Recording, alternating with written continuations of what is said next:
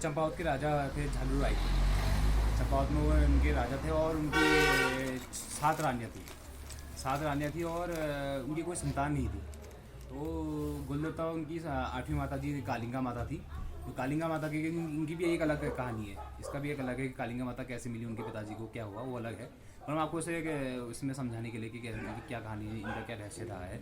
तो ये न्याय के देवता कहलाते हैं। हम चंपावत में राजा थे झालू राय, मैंने जैसा आपको पहले बताया था, ठीक। और जैसे कालिंगा माता है इनकी, कालिंगा माता से इनका जन्म हुआ। तो एक साधु थे, उन्होंने बताया इनके पिताजी झालू राय को कि जाओ वहाँ एक कालिंगा है, उससे ब्याह कर ले, उससे तेरी संतान हो जाएगी। तो और संतान हुई भी। गुलजू है, गुलजू नाम इनका बाद में पड़ा। अब धीरे धीरे आगे बढ़ते हैं हम। तो जो 7 माताएं थी जो अलग अलग थी, सौतेली माताएं थी जो उनकी, तो उनमें ईर्ष्या पैदा होने लगी। जाहिर सी बात है, वो होना ही होना है कि यार इसकी संतान होगी है और ये सारा जो लाड दुलार है, सारा राज जो होगा सब इसको इसी को मिलने वाला है, हमें कुछ भी नहीं मिलने वाला है। उनके अंदर इस प्रकार की भावनाएं होगी थी उस टाइम पे। आज तो कलयुग आप कैसे कैसा हो सकता है नहीं। तो अब उन्होंने गेम खेल दिया वहाँ पे। और झालू राय ने उनको शंख दिया था, जैसे शंख बजेगा तो मैं समझ जाऊँगा कि पुत्र हुआ है। अब वो राजा थे, अब एक ही अपने परिवार को देखेंगे तो राजपाट नहीं चल पाएगा। उन्होंने राज भी देखनी है, प्रजा भी देखनी है, हर चीज़ होती है, उस टाइप से देखना था उन्होंने। तो उन्होंने एक संकेत दिया था वहाँ उनकी रानियों को, अपने मंत्रियों को, कि ये घंटी और शंख है, ये अगर बजाएंगे तो मैं समझ जाऊँगी पुत्र हुआ है, लड़का हुआ है। तो अब वो एक बार रानियों ने गलती से बजा दिया, गलती से क्या जानबूझ के ही बजाया उन्होंने, शंख बजा दिया। राजा आ गया ऊपर को, बेटा हो गया मेरा, मैं जाता हूँ ऊपर को। और वहाँ हुआ नहीं था कुछ। तो लेकिन उन्होंने राजा को बताया भी, अब से अगर ऐसा कुछ होगा, राजा को ये नहीं बताया कि हमने बजाया, उन्होंने कहा किसी ने बजा दिया करके।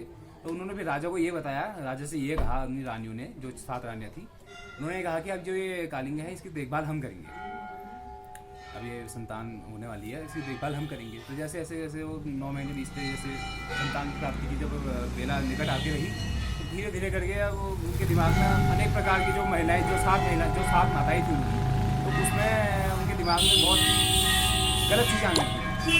अब जैसे निकट आया गुलदेवता का जन्म हुआ, तो इन्होंने वहाँ पर गुलदेवता के जन्म, जाहिर सी बात है कोई भी इंसान है, इंसान को ही जन्म देगा। इन्होंने वहाँ पे पहाड़ में होता है एक सिलबट्टा बोलते हैं जिसको, वो संतान की जगह पे सिलबट्टा रख दिया। अब और सिलबट्टा रख दिया, और उसको जो उनकी माता थी कालिंगा, उनसे ये कहा, उन सौतेली माताओं ने ये कहा कि अपनी संतान को ऐसे नहीं देखा जाता। कौन नहीं देखना चाहेगा, जैसे कोई भी माता है अपनी संतान को देखना ही चाहेगी जन्म होने के बाद। तो उन्होंने ये कहा कि ऐसा गलत होता है, अपनी पैदा होती है संतान को नहीं देखता, उसकी आँख में काली पट्टी बात थी उनकी माता की आँख में। अब वो कैसे देखती मेरी संतान के यहाँ लड़के की जगह सिलबट्टा रख दी, उन्हें पता तो नहीं था, उनको तो लग रहा था संतान ही है, गुलजू ही है वहाँ पे करके। तो जैसे ऐसे करके अब वहाँ पे सिलबट्टा रखा, फिर उसके बाद बात राज्य में फैली वहाँ पे, तो रानी ने सिलबट्टे को जन्म दिया है, ऐसा हुआ है। तो वहाँ राजा का पूरा जो नाम था, वो था ऐश्वर्य था, वो थोड़ा शीर्ष कम हो गया है नहीं। तो जैसे ऐसे कहानी होती रही थी। उसके बाद उन्होंने गुलजू को मारने के लिए जैसे सिलबट्टा रखा, वो बात तो होगी उनके लिए जो अलग बीत रही है राजा रानी पे, तो बीत रही है उनकी माता पे जो बीत रही है वो चीज़ एक होगी। अब रही गुलजू की बात, गुलजू का क्या हुआ उसके बाद। गुलजू को उन्होंने गाय के गोद डाल दिया, ताकि भैंस के पाँव के नीचे, गाय के पाँव के नीचे आए तो ये बालक छोटा सा, वहीं पे इसकी मृत्यु हो जाए और कहानी वहीं पे हो जाए। पर फिर भी कुछ नहीं हुआ। गुलजू ने वहाँ गाय का दूध पिया और वहाँ से दूधाधारी कहलाए, इनको दूधाधारी भी कहते हैं। वहाँ से गाय का दूध पिया, दूधाधारी, वहाँ से कहानी लीला रची। फिर उन्होंने यहाँ बिच्छू घास होती है, बिच्छू घास ना, एक ये बहुत कंटीले झाड़ी होते, तो आज के टाइम पे तो खत्म हो गए हैं अभी, अब इतने कंटीले नहीं होते। उस टाइम पे इतने कंटीली झाड़ी होती थी, अगर किसी को चुभ जाए तो आदमी की मृत्यु हो जाती थी। उसमें भी फेंक दिया इनको, कुछ नहीं हुआ। और फिर क्या कहते हैं, उसके बाद ही उन्होंने कहाँ नहीं फेंका इस गुलजू को, मतलब क्या कुछ नहीं किया। बहुत सी मतलब ऐसे काम किए गुलजू के लिए उन्होंने कि, तो फिर भी वही है ना, ये तो भगवान थे, इनकी शक्ति के अंदर से इनको गुलजू को कुछ नहीं हुआ। गुलजू जीते रहे, जागते रहे मतलब। और लास्ट में इन्होंने एक संदूक में गुलजू को रखा। एक नदी है धौली गंगा कहते हैं, धौली गंगा, जब जहाँ जाकर लगता है तो उस वक्त इनकी कहानी बोली जाती है। धौली गंगा पहाड़ी में बोलते हैं उस वक्त, तो हमने भी सुना धौली गंगा है, उसमें नदी में बहा दिया, चंपावत में है, बहा दिया। तो एक मछुआरा था, मछुआरे को ये मिले। अब वो मछुआरे की भी क्या किस्मत रही, क्या उसके कर्म थे अच्छे कि उनको गुलजू ऐसी संतान मिली। धीरे धीरे करके जब आगे रहे तो मछुआरे ने जाल डाला, एक में पॉज कर दीजिए डन। तो मछुआरे ने जाल डाला। अब उसने तो अब वो तो खुश हो गया, उसने कहा बड़ी मछली फंस गई है। अब वो गुलजू के अंदर इतना बल था उस टाइम पे, जब बाल अवस्था में था, तो उन्होंने जाल ही नीचे को खींच दिया। मछुआरा हिल गया, उसने कहा यार ये क्या मछली आ गई ऐसी, आप मुझे खींच दिया नीचे को, एकदम नीचे को पूरा मैं जा रहा हूँ आज, और दिन तो ऐसा कभी हुआ नहीं। अब जैसे ऐसे करके उन्होंने लोगों को बुलाया, आओ यार यहाँ मछली आ गई है, बहुत बड़ी मछली आ गई है, हो जाएगा 1 8 महीने का हो जाएगा खाना पीना। उन्होंने तो ये सोचा था मछुआरे ने ना। तो जैसे ऐसे उन्होंने खींचा तो वो संदूक ठहरा, संदूक खोला, उसमें बालक ठहरा।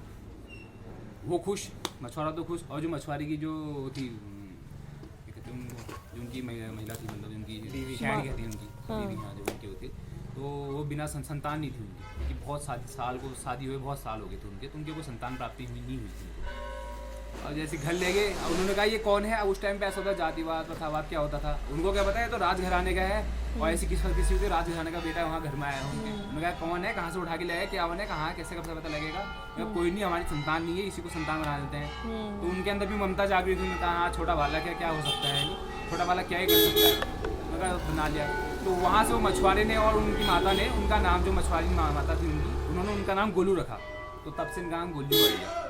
ये धीरे धीरे बड़े होते रहे, तो अब ये थोड़ा शक्तिवान थे, इनके अंदर सारी सब स्मृतियाँ थी, सभी कुछ था इनके पास। तो अब राजघराने से थे, और मछुआरा तो मिडिल क्लास फैमिली आजकल बहुत अफोर्ड ही कर सकते हैं। मेरे तो बच्चा आकर जिद करता है साइकिल लाओ ये लाओ, तो उस टाइम पे ये राजा का लड़का है, राजा जैसे शौक होंगे मगर मुझे घोड़ा ला के दो यार। मुझे पापा से कहा बाबू मुझे घोड़ा ला के दो। अब बाबूजी ने कहा कि मेरे पास तो इतना पैसा है नहीं, इतना मैं कहाँ से लाऊंगा, वो भी घोड़ा लाना है, उसके लिए खाना लाना है, ये लाना है, कितना कुछ होने वाला ठहरा। उन्होंने लंबा सोचा, उनका तो नहीं हो पाएगा। अब बालक हो गए नाराज, गुलजू हो गई नाराज। अब उनका भी मन मार गया, माँ बाप छोड़ा होगा, माँ बाप जब बालक चलता तो खुशी होती है, तो उन्होंने उसकी उनकी खुशी के लिए एक लकड़ी का घोड़ा, काठ का घोड़ा, बड़ा ही होता है, बड़े ही कहते हैं जो लकड़ी का काम करता है उसे बड़े ही बोलते हैं, बड़े से एक काठ का घोड़ा बनवाया अपने बालक के लिए, गुलजू के लिए। अब काठ का घोड़ा बनाया तो वो खुश हो गए। अब बालक है खुश हो जाना, और खुश हो गए तो ऐसी हंसी ठहरी उनकी क्या बताएं, उस टाइम को उन्होंने देखा ठहरा। तो अब खुश हुए तो वहाँ राजघाट होता है, जहाँ नदी होती है ना, जहाँ राजघराने के लोग नहाने कपड़े धोने वहीं आते हैं, सब आते हैं। तो गुलजू भी वहीं आने ठहरे, उनकी माता भी वहीं आती थी। तो जैसे जैसे करके वो बड़े भी होते रहे। अब वो क्या करते थे, काट के घोड़े को पानी पिलाते थे नदी से। अब आप ही सोचिए यही बात वही ऐसी रानियाँ भी हंस रही थी वहाँ, वो रानियाँ भी एक दिन डेली हंसती। वो कहते हैं यार कि ये क्या लड़का है अजीब। अब उस टाइम में मुँह के सामने तो बोल नहीं पाए, कैसा लड़का है यार, काट के घोड़ा भी कहीं पानी पीता है, आपसे में बात करे, हंसे ठहाके मारे जोर जोर से। और जो माता कालिंगा थी वो चुप रहती थी, उनके अंदर तो ठेस पहुंची हुई ना कि सिलबट्टा रख दिया मेरे संतान की जगह। उनको पता नहीं था कि वो उनकी संतान है, ना गुलजू को पता था कि गुलजू को पता था कि उनकी माता है, वो उन्हीं के लिए वो रिस्पेक्ट रखते थे। बाकी वो 7 रानी को रिस्पेक्ट थी, और उनको बहुत पसंद। जैसे वो हांडी भर के जाती थी, पानी भर के जाते थे राजघराने को, उनकी उनमें कंकड़ मार देते थे। वो जैसे कृष्ण भगवान करते थे लीला, वो कंकड़ मार के फोड़ देना, ये करना। बस अपनी माता के लिए वो उठा के उनके लिए सर में उठा भी देते थे, और औरों के लिए नहीं उठाते थे। तो जैसे बढ़ते रहे, तो एक दिन ऐसी हाथ प्रयास में उन्होंने कह भी दिया 7 रानियों ने, कैसा पागल लड़का है कहीं काठ का घोड़ा भी पानी पीता है। गुलजू ने ऐसे देखा उनको, गुलजू ने जवाब दिया उन्होंने, तुम ये बताओ कौन सी ऐसी माता होती है जो सिलबट्टे को जन्म देती है और इंसान को ना देके। तो तब से उन्होंने क्या जवाब दिया, ऐसा न्याय चला वहाँ से। तो हड़बड़ा गई, क्या ये लड़का कैसा है, ये तो हमने किया ही असली में, दूध का दूध पानी का पानी तो उसने यूँ कर दिया। अब बात फैली वहाँ पे, फिर गुलजू की स्मृति जागृत हुई, मैं यहाँ से हूँ, यहाँ ये मैं चंपावत में ये गढ़ है मेरा, मैं इस जगह का राजा का लड़का हूँ, झलुआ है मेरे पिता है, माता कालिंगा ये है। तो उन्होंने जैसे जैसे स्मृति जागृत हुई, उनको राज दरबार में बुलाया गया। जैसे राज दरबार में गए तो वहाँ दूध का दूध पानी का पानी उन्होंने वहीं से कर दिया। तो तब से इनका न्याय प्रसिद्ध हो गया।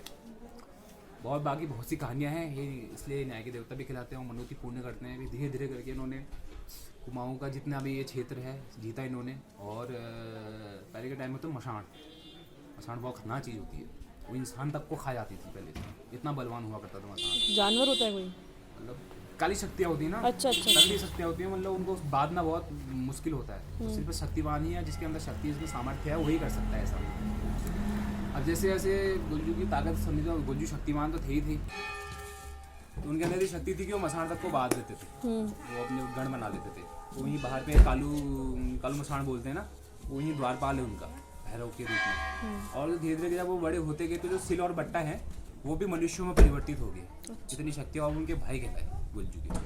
तो ये भी एक लीला के उनमें था। ये तो अभी आपको समय लगेगा, इनसे बहुत ज़्यादा लगता है, तो उस टाइम पता लगता है। और एक बार ऐसा हुआ कि पिथौरागढ़ में नागनाथ है एक जगह ना, तो वहाँ के राजा थे। अब वहाँ समाण एक जगह है, वहाँ एक मसान आ गया था। वो मसान ऐसा था कि वो दिन दहाड़े मतलब हर एक को मतलब खा जाता था, वो कर देता था। परेशान हो गए थे वहाँ के लोग कि अब क्या कहते हैं, हम तो कुछ कहीं जा नहीं सकते, ये नहीं हो सकता, वो नहीं हो सकता। समाण का मसान इतना ताकतवर था कि कोई शक्ति बात नहीं पा रही थी। गुलजू को पत्र लिखा गया, गुलजू ने हर गुलजू नहीं है वहाँ अपने दरबार में लगाए हो।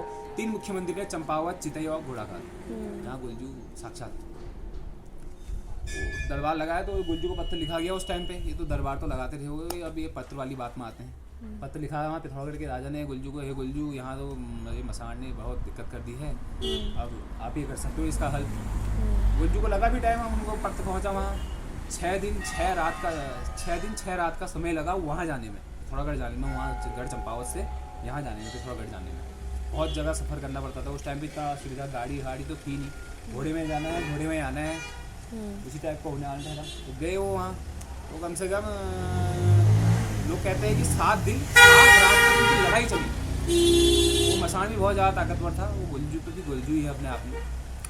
7 दिन और 7 रात तक उनकी लड़ाई युद्ध चला। तो गुलजू ने लास्ट में उनको बाध ही दिया, समान हार, मसान जो समान का मसान था वो हार गया और गुलजू की शरण में आ गया। तो उसके बाद फिर जो पिथौरागढ़ के राजा थे तो उन्होंने भी अपना राजपाट थोड़ा गुलजू को लेकर अपना संन्यास आश्रम को चले गए। तो उस वक्त से गुलजू फिर पिथौरागढ़ ये कुमाऊँ जो है यहाँ के सब जगह के राजा हुए और गुलजू का नाम यहाँ हर एक जो भी चलता फिरता आदमी आता है गुलजू का नाम ही लेता है। गणेश जी के बाद गुलजू का नाम तो मतलब कभी आई गया फुर्सत से, जितना हमको ज्ञान था, जितना मेरे दादा